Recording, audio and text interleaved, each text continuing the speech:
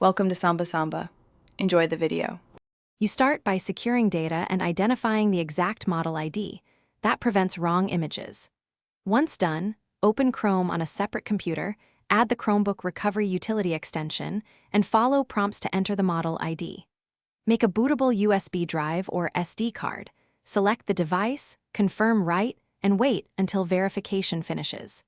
This is the only supported pathway to reinstall Chrome OS reliably, so make sure the media is created without errors before moving to the device. You now put the Chromebook into recovery mode using the device-specific key combo, commonly ESC plus refresh plus power, so the firmware will read your recovery media. Once the recovery screen appears, insert the USB or SD card.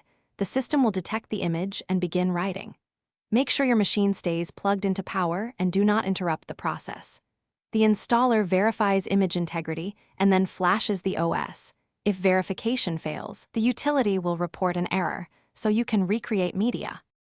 You complete the reinstall by removing the recovery media when prompted and letting the Chromebook reboot into the fresh Chrome OS.